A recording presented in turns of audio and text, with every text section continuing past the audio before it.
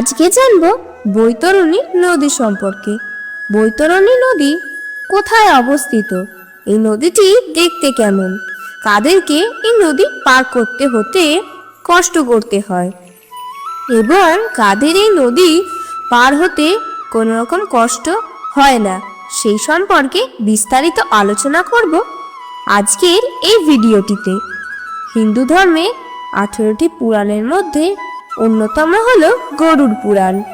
ভগবান বিষ্ণু ও তার বাহন গরুড় পক্ষীর মধ্যাকার কথোপকথন এই পুরাণে বিশদভাবে বর্ণিত আমাদের কাহিনী বর্ণিত হয়েছে।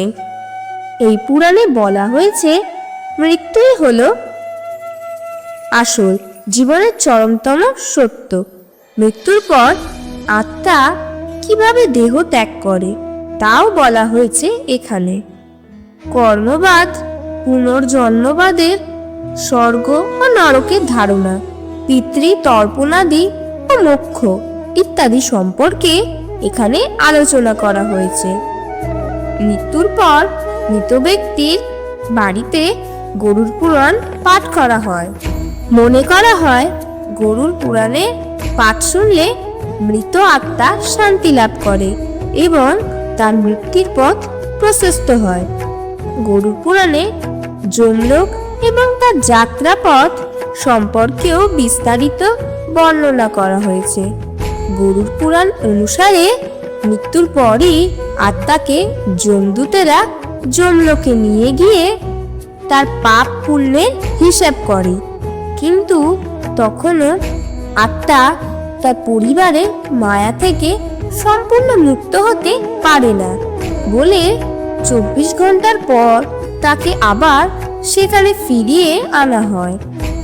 এরপর 13 দিন সেই বিদেহী আত্মা সেখানে ঘোরাফেরা করেন এবং নিজের কাছে মানুষদের ডাকতে থাকেন, কিন্তু দেহ না থাকায় তার আওয়াজ কেউই শুনতে পায় না।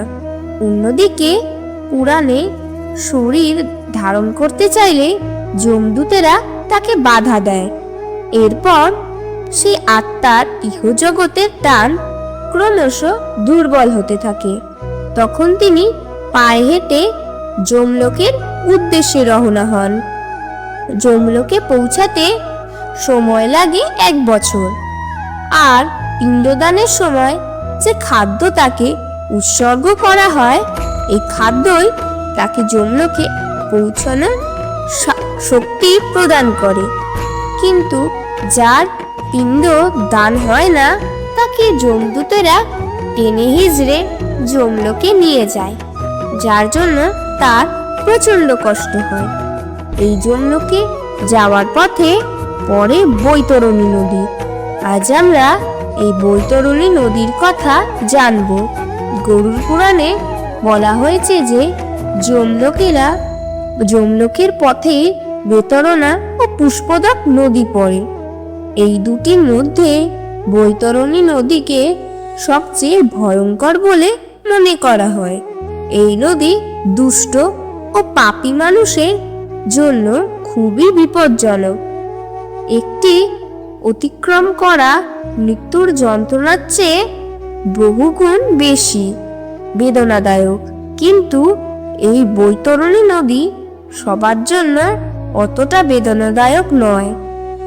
যারা জীবদশায় ভালো কাজ করে মৃত্যুর পর তাদের আত্মাকে এই নদী পার করতে কোনো কষ্ট করতে হয় না।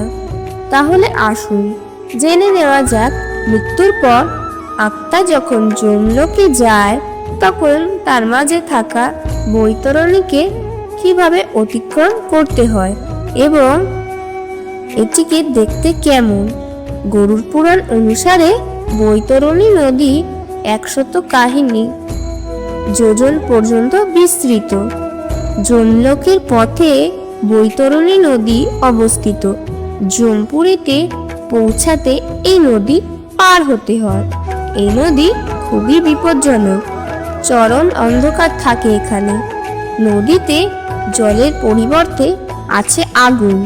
এই নদীতে দুর্গন্ধযুক্ত নানা ধরনের পদার্থ, মৃত প্রাণীর হাড়গোড়, রক্ত, পুঁজ, নানা রকম ভয়ঙ্কর জীবজন্তু, পক্ষী, কৃমি, কীটপতঙ্গে ভর্তি। পাপী আত্মারা এই নদী পার হতে ভয় পায়। যারা সারা জীবন অন্যের ওপর অত্যাচার করেছে, চুরি করেছে, মদ খেয়েছে, শিক্ষকদের অসম্মান করেছে, অন্যায় কাজ করেছে, গরিবদের অধিকার লঙ্ঘন করেছে, পিতামাতাকে অসম্মান করেছে, নিজের স্ত্রী বা স্বামীকে ঠকিয়েছেন, দেবতাদের অসম্মান করেছেন, তাদের এই নদী পার হতে খুব কষ্ট পেতে হয়। পাপী আত্মাকে দেখে এই নদীর জল ফুটতে শুরু করে। এই নদীতে যমদূতরা পাপী আত্মাকে টানতে টানতে নিয়ে যায়। পাপীরা বহুবার এই নদীতে ডুবে যায়। এই নদীতে উপস্থিত সাপগুলি বড় বড় দাঁত দিয়ে পাপী আত্মাদের কামড়াতে থাকে। বড় বড় ধারালো নখ দিয়ে শকুন পাপী আত্মাদের আঁচড়াতে থাকে। যারা পাপ করে তারা এই নদী পার হতে গিয়ে কাঁদতে থাকে। কাউকে কাউকে যমদূতের যম পাশে বেঁধে পেরেক দিয়ে টেনে এই নদী পার করায়। আবার কাউকে কাউকে এই নদীতে ডুব দিয়ে সাঁতার দিয়ে পার হতে হয়। ভয়ানক পরিস্থিতিতে পাপী আত্মা অত্যাচার সহ্য করতে করতে বহুবার অজ্ঞান হয়ে যায়। তারপর চেতনা ফিরে পেলে কষ্ট ও যন্ত্রণায় জোরে চিৎকার করতে থাকে। শেষ পর্যন্ত তার পুনর্জন্মে কৃতকর্মের কথা মনে করে অনুতপ্ত হতে থাকে। তার সন্তান, সন্তনি, স্বামী, স্ত্রীর কথা স্মরণ করে ভয়ে জোরে জোরে তাদের ডাকতে থাকে। গরুড় পুরাণ অনুসারে যারা ধর্মের পথে চলে, ভক্তি সহকারে ভগবানের পূজা করে, কাউকে ঠকায় না, দান ধ্যান করে, তাদের এই নদীতে কোনো অত্যাচার সহ্য করতে হয় না। যাদের পরিবার বর্গ বা আত্মীয় স্বজন মৃত্যুর পর তাদের জন্য যথাযথ পারলৌকিক ক্রিয়াদি পালন করে, তারা সহজেই এই নদী পার হয় এবং পাপী আত্মারা এই নদীতে ডুবে থাকে এবং পার হতে পারে না। গরুড় পুরাণ অনুসারে জীবিতকালে গরু দান করলে বৈতরণী নদী পার হতে কোনো কষ্ট করতে হয় না।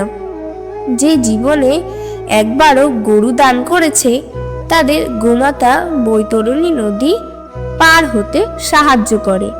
গরুড় পুরাণে বলা হয়েছে, যারা গরু দান করেছে মৃত্যুর পর সেই আত্মা যখন বৈতরণী নদীর তীরে পৌঁছায় তখন গোমাতার আবির্ভাব হয়। তারপরে সেই আত্মা ওই গরুর লেজ ধরে কোনো অত্যাচার সহ্য না করে সরাসরি বৈতরণী নদী পার হতে সক্ষম হয়। তবে গরু দান করার সময় মনে রাখতে হবে, গোমাতাকে এমন জায়গায় দান করতে হবে যেখানে সারা জীবন তার কোনো অনাদর হবে না এবং সারা জীবন তার দেখাশোনা করা হবে, অন্যথায় তার পাপ বলে গণ্য করা হবে এবং সেই পাপের মাসুল আপনাকেই দিতে হবে, এমনকি দান করতে হবে, অন্যথায় তার পুণ্য বলে গণ্য হবে না। পুণ্য আত্মাকে যমদূতেরা নৌকায় বসিয়ে বৈতরণী নদী পার করায়। যমলোকে পৌঁছে আত্মা পুষ্পদকা নদীর তীরে বসে বিশ্রাম নেয়। এই নদীর জল খুবই পরিষ্কার, অর্থাৎ মাতার মৃত্যুর পর আত্মাকে বৈতরণী নদী কিভাবে পার করতে হবে, তাকে কেমন কষ্ট পেতে হবে তা নির্ভর করে জীবদশায় তার কৃতকর্মের উপর। তাই সদা সত্য কথা বলুন, অসহায়কে সাহায্য করুন এবং পরিবার পরিজন ও ঈশ্বরকে ভালোবাসুন।